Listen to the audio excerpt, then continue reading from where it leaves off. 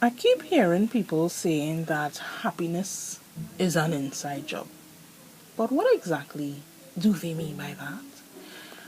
What is happiness and how does it apply to our lives? If it is that we were to walk into a room of, say, 10 people and we asked, what is happiness? We will get 10 different responses. Because happiness is something that differs from one individual to another. For some people, happiness is a real simple thing. For other people, something a lot more complex, right? I guess you could say for every one of us, there have been simple moments of happiness and not so simple moments of happiness that we have experienced.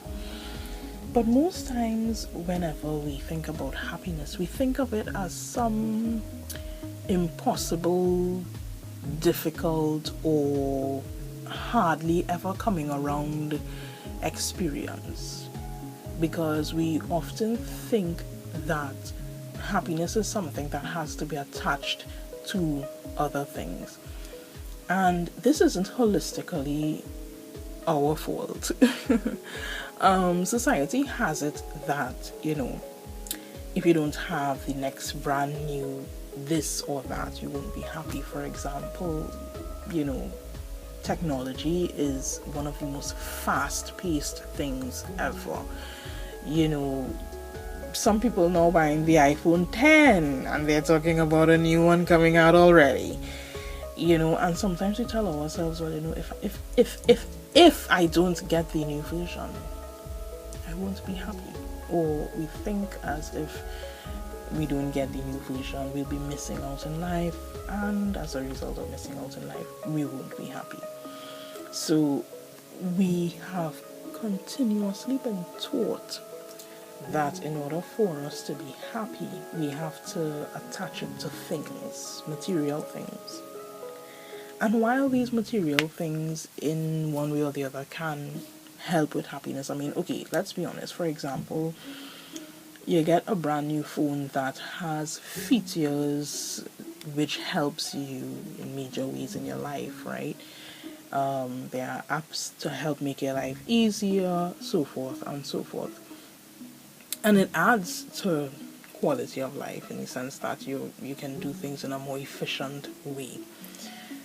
It doesn't necessarily equate to happiness per se, but it does equate to some level of lightheartedness, getting things done in a faster way or whichever. All right.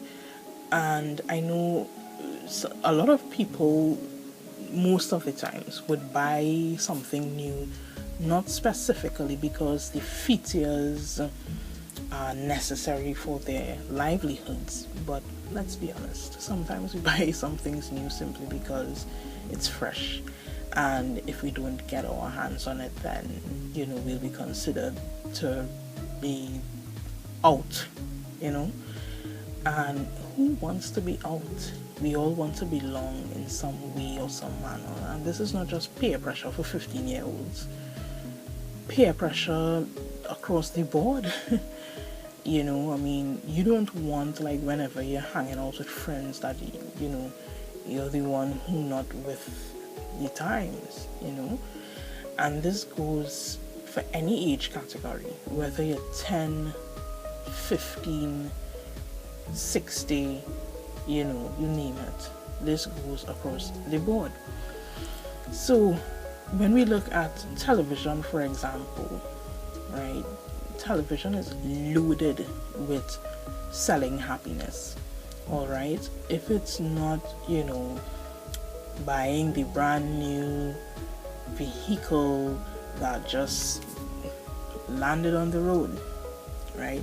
They will show you these enticing commercials with a man or a woman, oftentimes a man though, coming to think about it, driving on some long winding dark road, and they just show you the vehicle. It's just so beautifully cascading down this long winding road to where we don't know. But basically, happiness is often attached to material things. We're made to believe that in order for us to experience happiness, we have to attach it to material items. Sometimes it's a case like, okay, a brand new restaurant opens, and the experience is something to look forward to, because I mean, life is all about creating remarkable experiences, you know. But sometimes the lengths that we would go to in advertising what the experience can be like, you know, it's just really excellent marketing. And while all these things are great, and you know, they all do add to some exceptional aspect of happiness, or some extreme aspect of happiness, if it is that we don't find it within, right? Like the simple things, you know, no matter what we have, you just wouldn't find that sense of fulfillment. Because, for example, if it is that you don't like some feature on your face, for example, you may not like your eyes, or you might not like your nose, or you might not like your lips. I mean, like, you might be looking forward to getting the haircut, right? And no matter how much people will think like, oh my god, you look so nice, you know, whatever, you're still gonna think to yourself that, yeah, I might look nice, but, and it's always easy for us to find a but, you know. So most times we're often unfair to our own selves, right? Whenever we're seeking happiness. And as I said, it's not holistically our fault, alright? So other times when we're looking at happiness, we attach it to future endeavors, you know. I'll be happy when I graduate next year. I'll be happy when I get married next 2 years. I'll be happy when I lose 20 pounds. I will be happy when I ... fill in the blank, right? We often attach happiness to future endeavors. And there's a good and a bad to that. The good to it, of course, is that it gives us something to work towards and to look forward to, which is good. That's the great thing about future. It gives us something to look forward to. It gives us the opportunity to work within that room for improvement. But the bad thing about it is it makes us push away that opportunity to be happy. Therefore, what happens is that we make happiness seem to be a far-fetched, futuristic thing, something that cannot be touched in the present.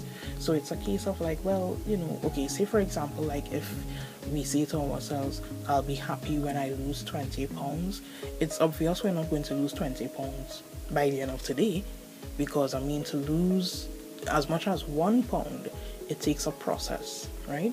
Whatever process you choose to follow, it takes a process. So it is clear that at the end of today, we're not going to lose 20 pounds, but it would mean over a period of time. Therefore, it places that sense of happiness into the future. All right. When you buy a new car, the thought might enter your head today like, oh my gosh, I need to buy a new car. For whatever reason, your current vehicle might be giving you problems, or, you know, due to the traveling, you recognize, oh gosh, I can't do this traveling thing anymore. You really have to get a vehicle. But it's not to say like you're going to walk into a car dealership right now and, you know, just rest some cash on the table and be like, yo, give me a new car. Right? It will take a process, even in the sense that you have a lot of the money up front for the down payment and all of that.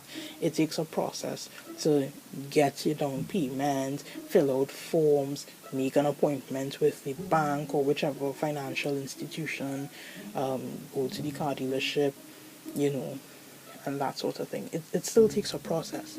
So it still gives that aspect of happiness some sort of far-fetched ideal, right?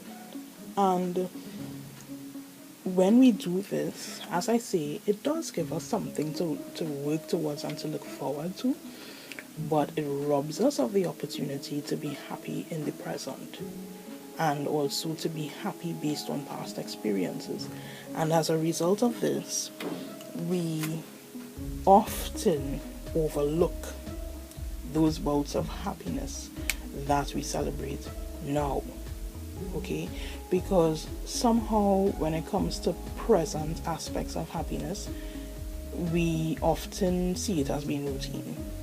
So for example, I don't know, something that happens quite often on a daily basis or a weekly basis that is almost, you don't even have to think about it because it just happens. We think of it as like, oh yeah, well, that always happens. What is there to be happy about? That always happens. But the moment it stops happening, it's like, oh my god. Like, hey, I remember when, when it becomes a past experience, it's like, wow, I remember when I used to go down the road and pick mangoes. Well, that was a nice time. At the time when it was happening, we didn't see it as a nice pastime or whatever. But when the mango tree got uprooted and they paved the yard or whatever, and it became a memory, it suddenly became a pleasant memory, a memory of happiness. So it's like you didn't recognize how happy you were then. And again, no fault of ours. Alright? But when we think about happiness, there are several aspects towards it. With me on my journey, I'm learning so much things on a daily basis. We all are learning so many things on a daily basis, which is the beautiful aspect of life. That's what life is all about. Life is about trying things, failing at it, trying it again, failing, succeeding, learning. Most importantly, learning, because we do learn from both failures and successes. We learn in both aspects. But one thing that I am definitely learning and happily embracing is that for me, and this is just in my own humble opinion, it's not something I'm trying to inflict upon you, or I'm not telling you to think of this or see happiness as this. But what I am learning from my own life is that happiness is a state of mind which allows us to transcend the many challenges and experiences of life. So, that being said, in accepting happiness for what it is, I'm learning that happiness is not absent of sadness. Happiness doesn't mean that, because I'm happy now, I wouldn't experience sadness. Or it doesn't mean that, because I'm happy now, I'm not going through challenges. What it means is that you can transcend even in those moments and still experience happiness. It comes like, okay, like when we look at, say for example, the death of a loved one, right? At the moment when it happens, right, whether we were expecting it or not, well, it's a lot harder, especially when we're not expecting it. Like if the person is ill and, but if it is that the person wasn't ill or anything and they die, that's a lot harder. But even in the process of the sorrow and that challenging moment, we still do experience bouts of happiness, and I'll tell you where. When the memories start to flow and we remember some funny thing they said up till last week, or when you were 5, or we remember this funny thing they used to do, so that yes, it is a sorrowful moment, it is challenging, and we're questioning how we're going to go ahead. But even in that moment of quietness to ourselves, when we're going through those memories, we experience those bouts of happiness. And that in itself can show and prove that happiness is indeed an inside job. As difficult as it may be to understand, it really is. And until we can find happiness deep within us, It's a bit difficult to be finding the happiness in the external things. All right? We have to see it within us first because we're worth it. Right? We're worth it. Regardless of the failures, the guilt, the misunderstandings, we are worth understanding and recognizing that we hold happiness within. And that even though we yearn for happiness, yes, we will experience other emotions. We will experience joy, we'll experience, you know, different emotions, sorrow, challenges, different things we will experience. But it does not mean, and this is what I'm saying, happiness is not absent of those other things. It's just that amidst those other things, we can have bouts of happiness. So I just want to share that with you and I because we're all on this journey together, and simply state and hope that in our process and along our journey, we will be inspired to yearn for greatness and to push for whatever it is that we desire in becoming better at who we are. Yeah? Have a great day.